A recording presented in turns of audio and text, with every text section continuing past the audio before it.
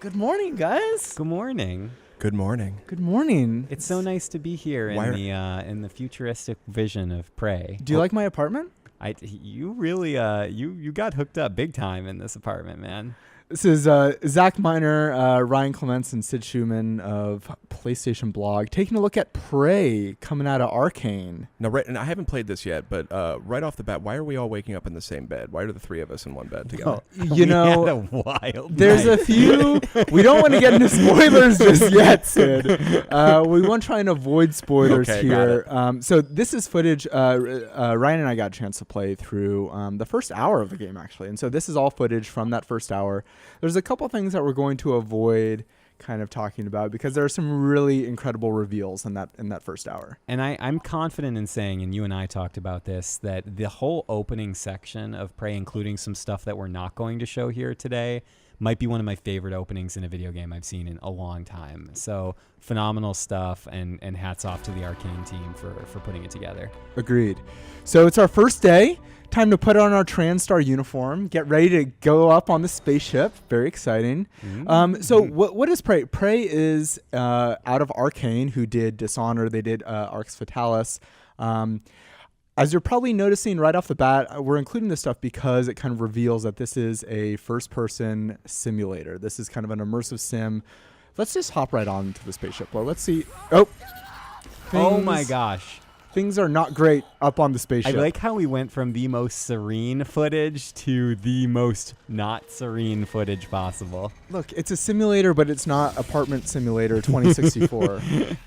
This is a game where things have gone wrong. Yes. And we need to figure out what's going on. Gone very, very, very, very wrong. So let me just, I've not seen this.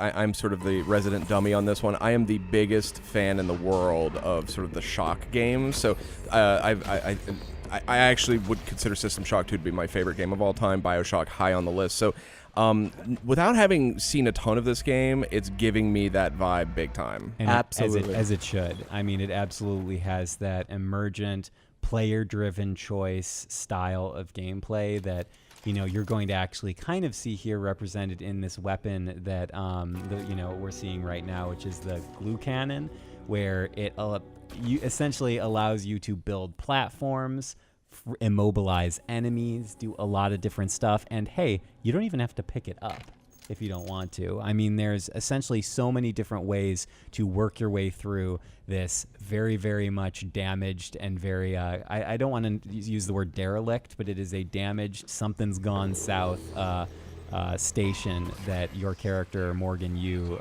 finds him or herself on. What are these friendly little guys here? They're not friendly. Not so friendly, Oh, Sid. okay, I see. I will say that you are terribly unperceptive. The fact that these things are trying to kill us. These are mimics. They seem to be kind of the little runts of this game. But make no mistake, these things can kill you right quick if you're not paying attention. So this glue gun is really cool because it can kind of freeze them and then allow you to kind of finish them off with the wrench.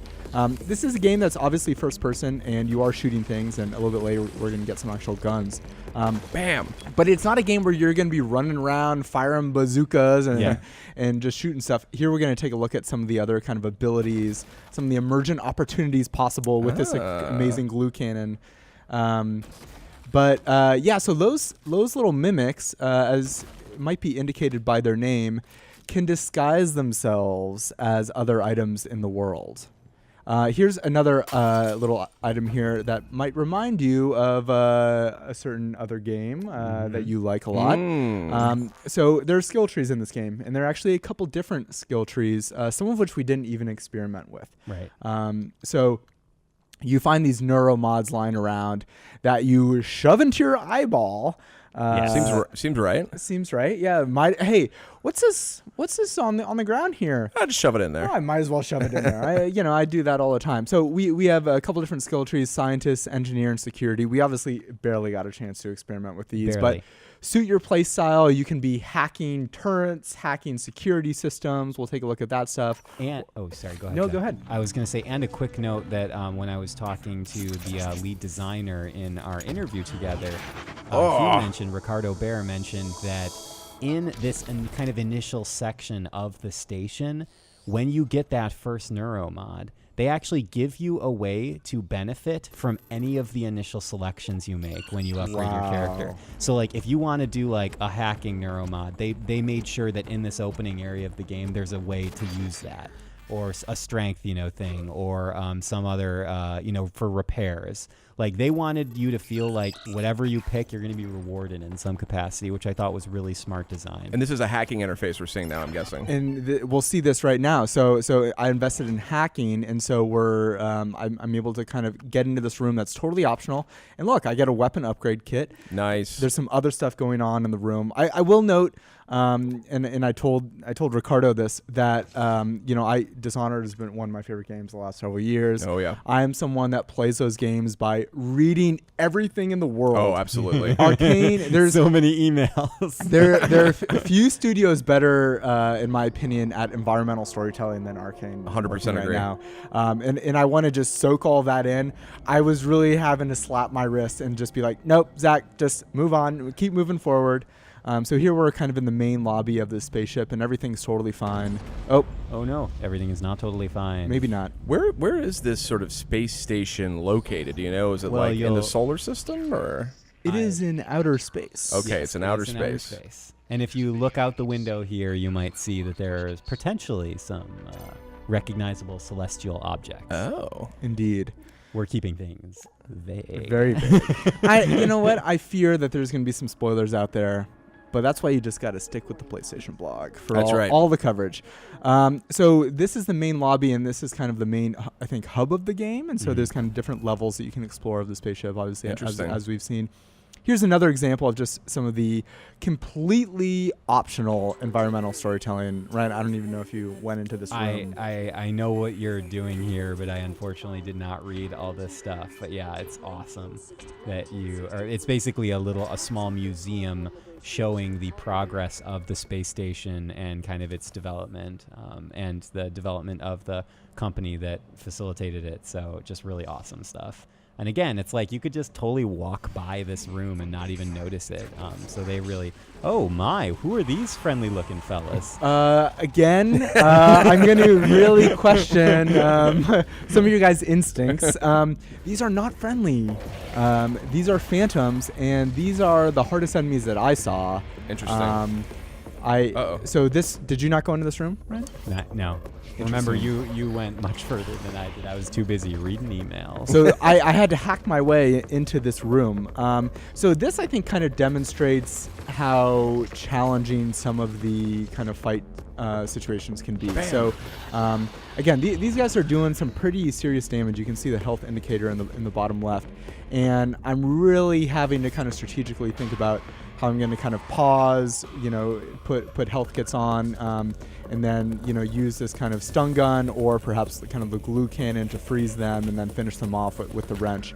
I think we haven't played much of it, but ammo is going to be sparse, I think. Yeah. Does look like there's a recharging health system, I noticed. It's down in the lower left. It is definitely very, I wouldn't say punishing, but you definitely have to be cognizant of your health and your well-being. Or maybe I'm wrong. What's that meter I see in the middle of the screen that keeps building up? Is that so stamina? That's stamina. Got it. I was incorrect by what I said. Health, you need to heal I got yourself. It. Okay. You're not just always going to be at 100%. I retract my prior statement. There is not a recharging health system. And so when you're opening that weapon wheel there, you're just triggering a health kit. I understand. Okay.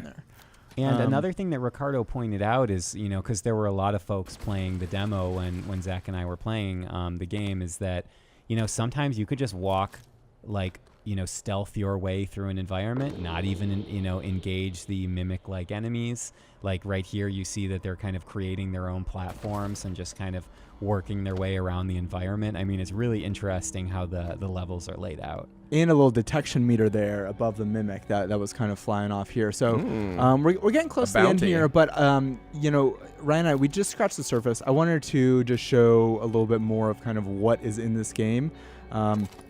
So this is your office. This is Morgan's office. This inventory could be ripped straight out of System Shock 2. Right, and look, straight out of it. You can upgrade it, obviously, right? You can expand it. So I think the office is going to kind of be your home base.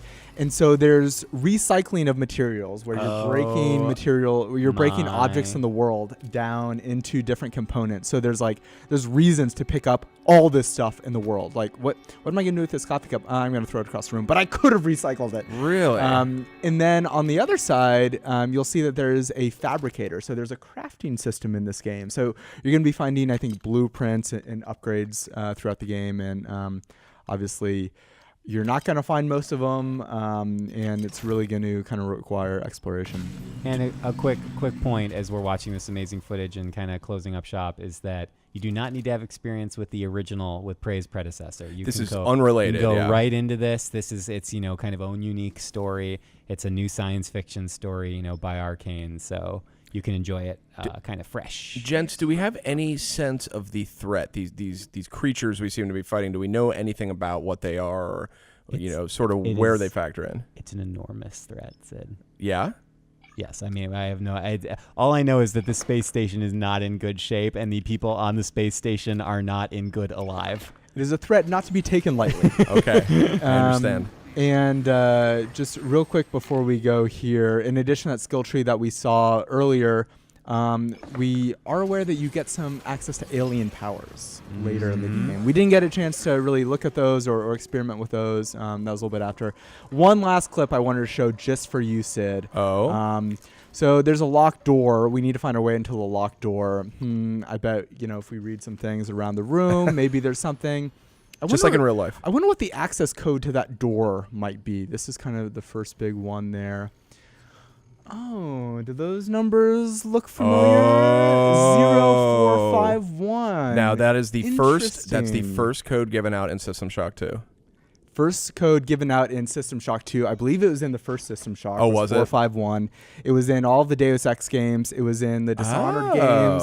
It actually made its way into Mafia 3. I didn't know that. And so that, in some ways, is, I kind of see that as like, you see that, you know what this game is, right? This is an indicator of like the systems that are present in this game, the genre of this game. It's like the Wilhelm or whatever that's Wilhelm's right. The scream from the Star Wars movies. It's a little identifying factor. So, any final thoughts, Ryan? No, that's it. I'm pumped, and it's coming out on May 5th. May 5th on PS4. It looks great. Arcane, a great studio. I'm totally sold on the subject matter. So, thanks for the tour, guys. You're very welcome. Anytime. PlayStation